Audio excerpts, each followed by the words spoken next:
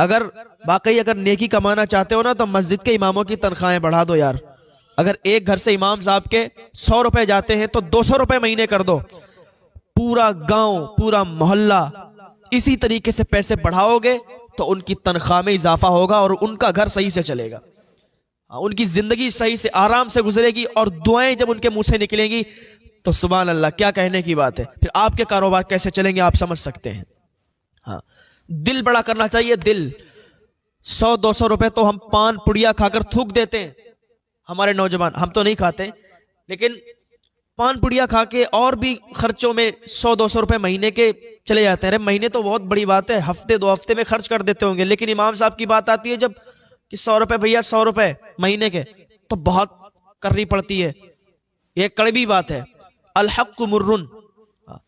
تو ایسا نہ سوچا کریں, امام صاحب کو اگر پیسے بڑھا کے کریں گے نا تو ان کے دل سے دعائیں نکلیں گی, اور 5 ٹائم کی نماز پڑھنے والے انسان کے دل سے جب دعائیں نکلتی ہیں تو پھر کیسی قبول ہوتی ہیں آپ کو تو پتہ ہی ہے.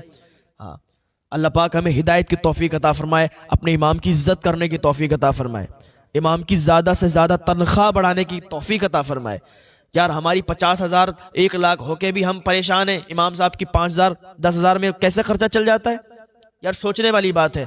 اور جس دن سے امام لوگوں نے یہ دعا کرنا شروع کر دی کہ یا اللہ جتنی میری تنخواہ ہے اتنی میرے مقتدیوں کی, میرے متولیوں کی, میرے صدروں کی تنخواہ کر دے, ان کے بچوں کی بھی اتنی تنخواہ کر دے. جس دن سے امام صاحب نے مصلی پہ یہ دعا کرنا شروع کر دی تو پھر کیا بنے گا تمہارا. ہاں یار سمجھ جاؤ, اپنے امام کی تنخواہ بڑھا دو. ہم نہیں کہتے کہ اگر تم غریب ہو 100 روپے دیتے ہو مہینے کے تو دو, لیکن جو مالدار ہیں تو تھوڑا پیسے والے ہیں تو 100-200 میں کوئی کمی نہیں. یار غریب آدمی بڑھا دیتا ہے, غریب آدمی اگر 100 روپے دیتا ہے اس سے کہہ دو تو وہ 200 کر دے گا, لیکن جس کے پاس پیسے ہیں جو مالدار ہے اسے عزت راس نہیں آتی. 100 روپے اگر امام صاحب کو مہینے کے جاتے ہیں تو اگر کوئی کہتے 200 دے دو تو لڑ جائے گا. 200 کیسے دے دے, 100 دیتے ہیں تب تو اتنی بڑی بات پڑتی ہے ہمارے لیے, 100 ہی بہت ہے. اللہ سے خوف کر یار, مرنے کے بعد تیری دولت کو سانپ بچھو بنا کے تیرے گلے میں پھندا بنا کے ڈال دیا جائے گا. کیا کرے گا اس دولت کو؟ ارے اپنے امام کے کام نہیں آ سکتا, علماء کے کام نہیں آ سکتا, ائمہ کے کام نہیں آ سکتا, تیری دولت ان کے کام میں نہیں آ سکتی تو پھر کس کام میں آ سکتی ہے؟ اگر آج ہمارے بچے کی طبیعت خراب ہو جائے تو ہم 10 لاکھ روپے خرچ کر دیں گے لیکن ہمیں کچھ فرق نہیں پڑے گا. لیکن امام صاحب کو اگر ہم تھوڑی تنخواہ بڑھا دیتے ہیں, اگر 5-10 ہزار کر دیں, 10 ہے 15,000 یا 20,000 تنخواہ کر دیں تو پھر ہمیں فرق پڑتا ہے. یہ کیوں ہوتا ہے یار؟ ایسا نہیں کرنا چاہیے.